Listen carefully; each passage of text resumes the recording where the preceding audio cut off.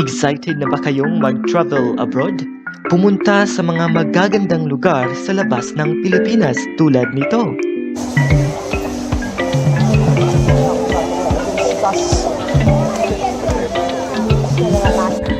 Wow!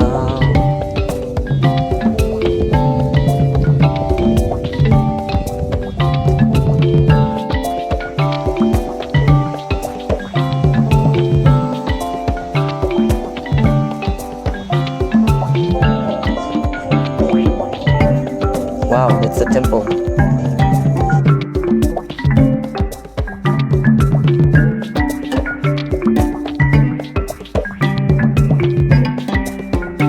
Mayroon na kayong plane ticket, nakabook na kayo ng hotel at nagbayad na kayo.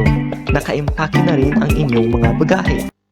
Ngunit, pagdating ninyo sa airport, isang hindi inasahang pangyayari ang dumating sa inyo. Kayo ay na-offload sa Philippine Immigration. Oh no! No, no, no, no, no, no, no, no! Papaano na? Ano na ang inyong gagawin? Huwag mag-alala dahil ngayong araw pag-uusapan natin kung papaano nga ba ma-avoid na ma-offload at the Philippine Immigration. Kaya tutok lang dahil dito lang yan sa Your Daily How. Raindrop, drip, drop top, top smoking, no cooking the hot pot. You fucking on your bitch, yeah, that. Hi, this is Noah and welcome to Your Daily How.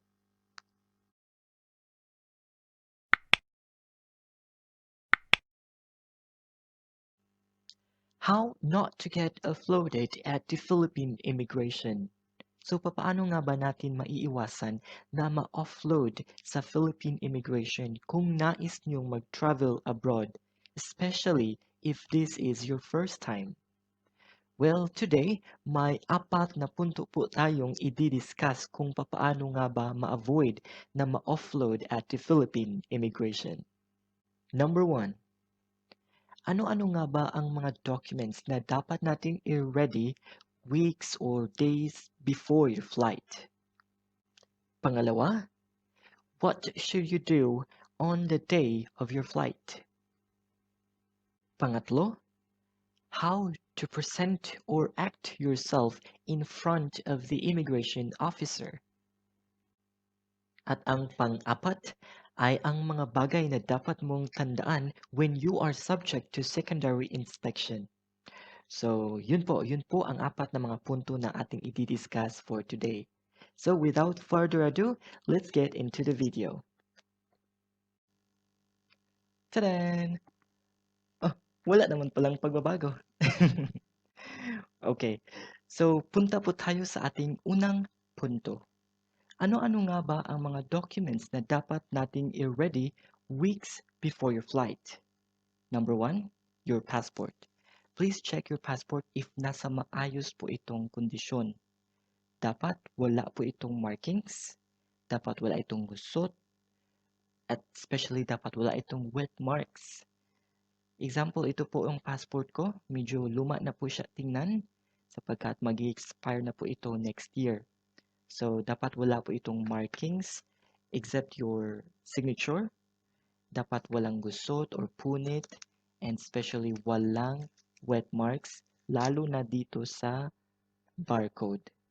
Very strict po sila nito. If ayaw nyo pong ma-offload sa immigration, please double check your passport if it's in perfect condition. Number 2, please double check the expiration date of your passport. Please make sure that your passport is still valid for 6 months more before your flight. Tandaan nyo, if less than 6 months na lang po ang natitira before your passport expires, you cannot travel abroad. Alright? So, for example, my passport will expire, let's say, May 6th. And magka-count lang tayo back 6 months. That would be November 6th. So, before November 6th, I can still travel abroad. And after that, my passport, within 6 months, my passport will only serve as a valid identification card or a valid government ID. But hindi po kayo makaka-travel abroad. So please double check your passport if ayaw nyo pong ma-offload sa immigration at masayang lahat ng gastos ninyo. Number 3, kumuha po kayo ng bagong passport if needed. So sa mga nabanggit ko na po kanina, kung nakita nyo po na ang iyong passport ay hindi na maganda ang kondisyon o kung malapit na po itong ma-expire like less than 6 months at gusto mong mag-travel abroad, please get a new passport if you don't want to get offloaded in the immigration. As what I have said, they are very strict in terms of your passport. Alright? So, yun po. Yun po ang mga dapat nyong i-prepare weeks before your flight. Now, let's talk more about what you have to prepare days before your flight. Alright? Number 1, please have all these documents that I will mention ready. Medyo may karamihan po sila, kaya sasabihin o babanggitin ko na lang po sa inyo. First, your passport and visa if the receiving country requires it. Then round-trip flight itinerary. This is very must. O diba? Must na very pa. Then hotel bookings. School ID if you're a student. Company ID and work leave approval if you are employed. Kung ikaw ay self-employed naman, please prepare your BIR or business certificate. If working online, please have a screenshot any proof of your work publication or PayPal statement. If you are unemployed, please ready a statement from your sponsor or husband with a proof of relationship with the sponsor, like birth certificate or marriage certificate if not the same last name. If mayroon po kayong kasamang minor de edad na hindi nyo naman relative, get the official travel document clearance from DSWD. So, yun po. And don't worry, ilalagay ko rin po ang mga documents na ito sa description down below so you can just check them out. Number 2, please bring proof of your financial capacity. Pwede po itong cash or debit card or credit card. So, dapat nyo po itong i-prepare. Dahil once na mag-doubt ang IO or immigration officer sa inyong financial capacity, mag-a-ask po sila dito sa inyo. Number 3, please bring your secondary proof of your financial capacity because in the worst case scenario, if ang taga-IO or immigration officer ay still doubtful or they think that ang iyong dalang pera ay still insufficient, then they might ask you for your secondary proof of financial capacity. So ano-ano ang may ito? Pwede kayong magdala ng affidavit of support from your sponsor, business certificate, and a picture of your business if you have any, and ITR or income tax return. So, yun po ang mga dapat yung dalhin as your proof of, a secondary proof of your financial capacity. At ang pang-apat, please keep the contact numbers of important people. So, ito po ang mga tao na maaari niyong tawagan if in case ang taga-IO or ang immigration officer ay mag-a-ask pa something else about you. Maaari po itong inyong relatives, family member, or your office mate, or even your company's HR. Alright? So, yun po. Yun po ang mga dapat ninyong tandaan sa ating unang punto. Now, let's proceed to our pangalawang punto. So, ano ba ang mga dapat nating gawin on the day of your flight? Simple lang po. First, please be there on time. Of course, ayaw nyo naman siguro mapahiya dahil na late kayo at gusto nyong mag-cut the line just to make it on time. So at least go there 2 hours before your flight schedule. Or if this is your first time, be there 3 to 4 hours before your flight schedule, just in case if the IO might subject you for secondary inspection. Number 2, please double check your boarding pass. Just familiarize your boarding gate and your boarding time. Number 3, do not ever make bomb jokes because your next destination could be in prison. And number 4, Do not ever take or even touch anyone's luggage. Well, actually, it applies to all airports, or probably all places. Do not ever touch them because we really don't know what is inside in that luggage. Even if it's from an old woman or from a child, do not touch them just to be safe. So, yun po. Yun po ang mga dapat ninyong tandaan on the day of your flight. And now, punta po tayo sa ating pangatlong punto. So, papaano po ba natin ipresenta ang ating sarili in front of the immigration officer?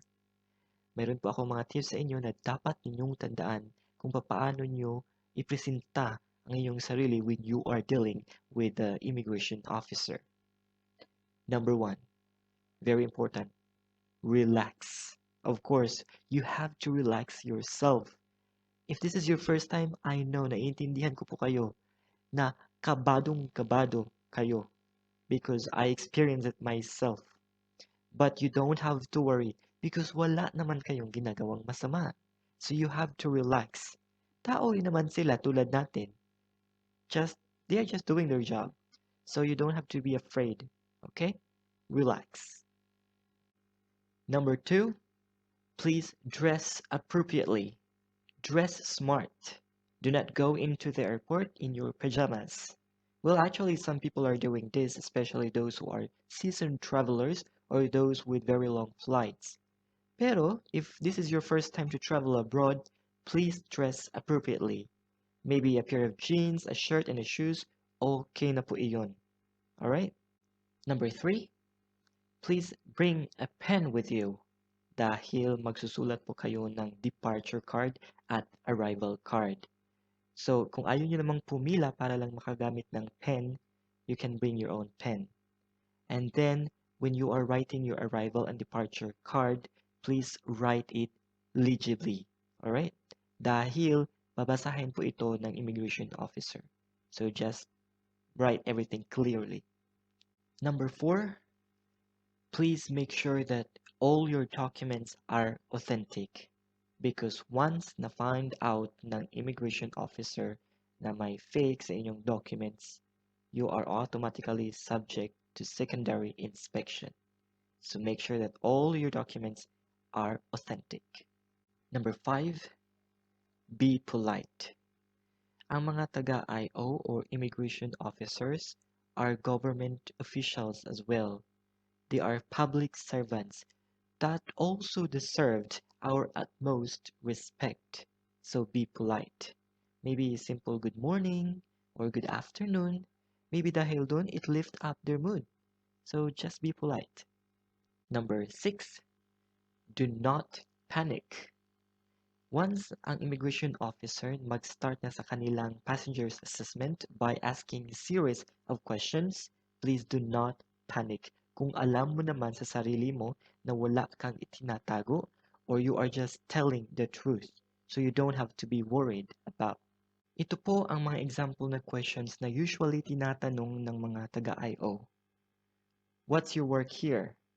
Who's paying for your trip? Where will you be staying? What will you do there? When will you come back? O diba? Easy lang po. So, just be honest and do not panic. Number 7, please be confident. Because when you sound unsure, binibigyan nyo ang IO na mag-doubt on you. So, always be confident. Number 8, answer truthfully. This is the golden rule. Answer truthfully or risk getting lost in your lies. Number 9, do not give excess information. Usually, ang mga taga-IO ay nagtatanong sa inyo ng mga questions answerable by yes or no only, or sometimes maybe 5-word answers at most. So, do not give them paragraph or sentences or stories. Maybe doon pa kayo magkamali. So, kung ano po ang specific na tinatanong nila, yun lang po ang dapat nyong isagot. Alright? Again, please answer them briefly and concisely. And number 10, please avoid anything that would make you subject to secondary inspection. Actually, as per IACAT, meron po silang guidelines on the departure formalities for international bound passengers. So, ilalagay ko lang po ang link sa description down below so you can check them out later. So, yun po ang mga dapat ninyong tandaan sa ating pangalawang punto. Now, punta na po tayo sa ating pangatlong punto. So, ano-ano nga ba ang dapat nating tandaan when you are already subject to secondary inspection? Una, please know the grounds for offloading. Babasahin ko po sila kasi dalawa lang po ang nakalagay dito. Alright? One shall not be cleared from departure when 1. A passenger is found to be misrepresenting his or her purpose of travel, and 2. It appears that he/she is a part of a human trafficking operation, regardless of whether he or she took part in it or has a knowledge about it. So in the second case, the immigration officer shall execute an affidavit of deferred departure, and the offending passenger and his or her documents will be returned or will be turned over to the IACAT task force for further investigation and case build-up. So yun po. Now, alam mo na ikaw ay subject to secondary inspection. So, kinakabahan ka na, kabadong-kabado ka na, ano ang dapat mong gawin? Number 2, keep calm, okay? This is just a secondary inspection to further check your documents. This is not the end of your journey. The officers might ask you further questions, okay? So, just answer them politely and honestly kung alam mo naman na wala kang ginagawang masama. So, wag mong isipin na ikaw ay mo-offload kung ikaw ay subject to secondary inspection. Alright? And another thing, just raise your concerns or your arguments politely, calmly. Do not raise your voice on the officers. Baka yan pa ang maging dahilan na ikaw ay ma-offload dahil pinagtataasan mo ng boses ang mga officers. So again, keep calm. Number 3, fill out the border control questionnaires. While you are subject to secondary inspection, the IO will give you some questionnaires. All you have to do is to fill them out legibly and carefully. Lastly, number 4, please mind what's on your luggage, your phone, or your laptop. Because while you are still subject to secondary inspection, the officers will go through all the contents in your luggage, your phone, and your laptop. Hindi ko po alam kung legal or illegal ba ito, pero ginagawa po nila ito. So just be minded on your things. So yun po. Yun lamang po ang mga dapat ninyong tandaan sa ating pangatlong punto. Ngayon, punta na po tayo sa ating pang-apat na punto. Ito po ang pinakamasaklap na maaaring mangyari sa iyo o sa akin. It would be really a nightmare. Ang ma-offload sa ating flight. So, ano-ano nga ba ang mga dapat nating gawin if tayo ay ma-offload sa ating flight? Number 1, cancel everything that can be canceled. Ito po ang very sad truth na hindi po kayo makakatanggap ng compensation or refund when you are offloaded. So, ang magagawa nyo na lang po ay i-cancel yung mga kaya pang i-cancel. Maybe hotel bookings or your tours. Pero maybe they will still charge you for that. Maybe one night or depende po. So, just save any amount that you can save. Number 2, please do know the immigration officer's duty. Please know so you can understand where they are coming from. Trabaho lang po nila ito. Alright? They are just there to prevent illegal aliens coming in our country and also to our fellow Filipinos to be subject to human trafficking. They are not just there to annoy you, to offload you. Hindi po. They are just doing their job. And lastly, number 3, move on. Move on po tayo. Alam ko na mahirap, napakahirap itong gawin. Kasi marami na tayong nagasto, ang effort natin, in the end, na-offload pa din tayo. Pero wala na tayong magagawa kasi na-offload na tayo. Alright? All we have to do is to move on. Then cancel everything that we can cancel. Yun po. Malay mo, baka hindi ito ang time para sa iyo. Baka meron pang mas malaking trip na darating sa iyo. So yun po ang mga tips na dapat ninyong tandaan para ma-avoid ang offloading sa Philippine immigration. Thank you very much for watching. Please don't forget to comment, like, share, and subscribe to my channel. Peace out.